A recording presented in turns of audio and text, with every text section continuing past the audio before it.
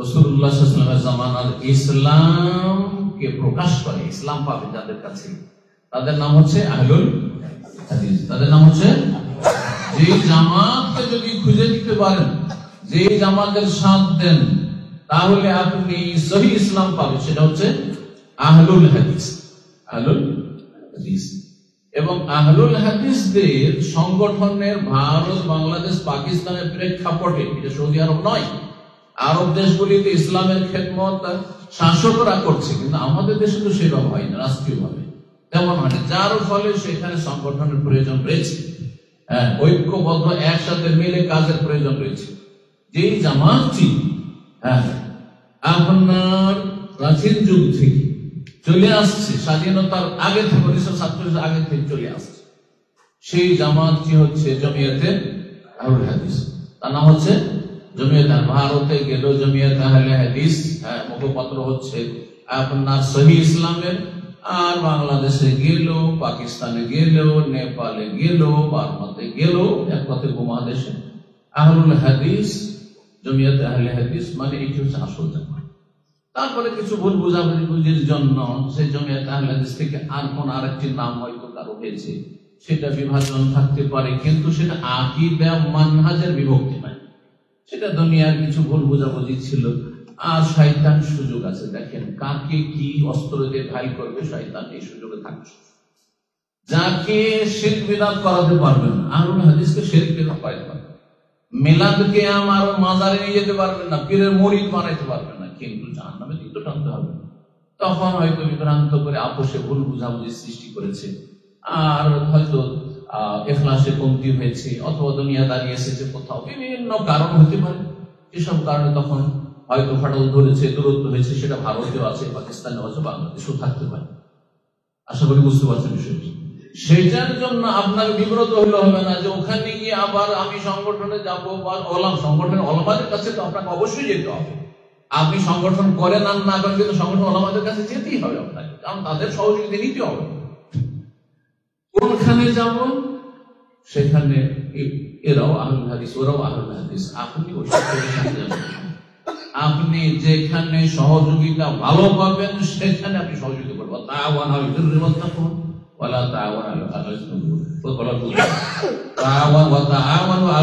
উদওয়ান। তোমরা ভালো কাজে, নেকির কাজে, আল্লাহর বিরুদ্ধে কাজে পরস্পর সহযোগিতা করো। ওয়ালা তাআওয়ানু আলাল ইসমি ওয়াল উদওয়ান, গুনার কাজে আর সীমা লঙ্ঘনের, অন্যায়ের কাজে কেউ কারো সাহায্য করবে। আপনি নেকির কাজে সাহায্য করবেন, আল্লাহর রাস্তায় সাহায্য করবেন। ঠিক আপনি আরব দেশের সেই আকীদা মানহাজ, যে জামাতটি ফলো করে, নিঃশর্তভাবে কোরআন সুন্নাহ মেনে চলে, তাদেরকে সালাফি বলে তারা ছিল, কিন্তু তারা আহলে হাদিস নামটি জানেন। এই নয় যে তারা আহলে হাদিস নাম জানেন। এই জন্য আপনাদেরকে বলছি, আপনারা যেহেতু আরব দেশে থাকছেন, যে কোন আরব দেশে কোন ভালো আলেমকে যদি জিজ্ঞাসা করেন, মসজিদের জ্ঞানী আলেম ইমামকে যদি জিজ্ঞাসা করেন যে ভারতে গিয়ে, বাংলাদেশে গিয়ে সহি আকীদার লোক কোথায় পাবো, তো সোজা বলবে যে আহলুল হাদিসের কাছে চলে যাবে। আর প্রাচীন জামাত, যেটি আসল জামাত, সেটি জমিয়তে আহলে হাদিস, সেখানে চলে যাবে। বলবে না যে ওই তবলিগের চিল্লাওয়ালাদের কাছে চলে যাবো, ওখানে ইসলাম, সহি ইসলাম কেউ বলবে, বড় আলে বলবে আরব দেশে।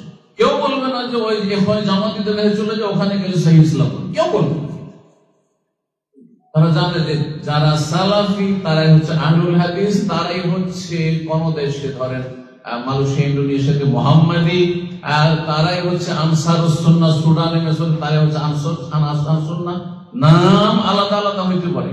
রাসূলুল্লাহ সাল্লাল্লাহু আলাইহি ওয়াসাল্লামের জামানায় নামের প্রয়োজন ছিল না, শুধু নাম ছিল না, কিন্তু আপনি যদি সহি ইসলাম, খাঁটি ইসলাম, যে ইসলামের উপর রাসূলুল্লাহ ছেড়ে গেছেন, সেই ইসলাম পেতে চান, তাহলে আপনাকে আহলুল হাদিসদের কাছে অবশ্যই যেতে হবে।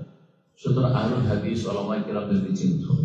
আহলুল হাদিসদের যারা দায়িত্বশীল রয়েছেন তাদেরকে চিনতে হবে, তাদের সাথে সুসম্পর্ক রাখতে হবে, তাদের সহযোগিতা করতে হবে, তাদের থেকে সহযোগিতা নিতে হবে। কারণ সহযোগিতা এক পক্ষ থেকে হয় না, পরস্পর সহযোগিতা করা, মুশারাকা করা হচ্ছে, শেয়ার করতে হবে সহযোগিতা। যেমন সহযোগিতা আপনার থাকবে সময় দিয়ে, শ্রম দিয়ে, অর্থ দিয়ে, ইত্যাদি দিয়ে, ঠিক তেমনি আপনি সহযোগিতা আর আশা করতে পারবেন। আল্লাহ যেন আমাদেরকে ভালো কাজে সহযোগিতার তৌফিক দান করেন এবং আহলুল হাদিস জামাতের উলামায়ে কিরামদের সাথে সহযোগিতার তৌফিক দান করেন এবং অন্যায় কাজ থেকে সীমা লঙ্ঘন থেকে আমাদেরকে বেঁচে থাকার তৌফিক দান করেন।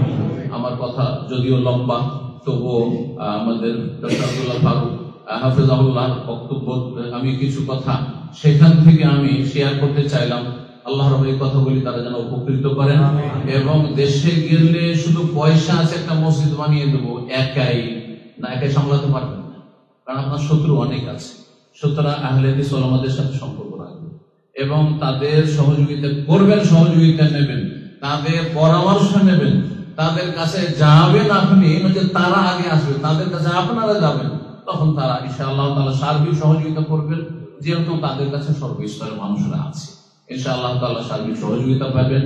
আল্লাহ রাব্বুল আলামিন আমাদের সকলকে যেন তৌফিক দান করেন।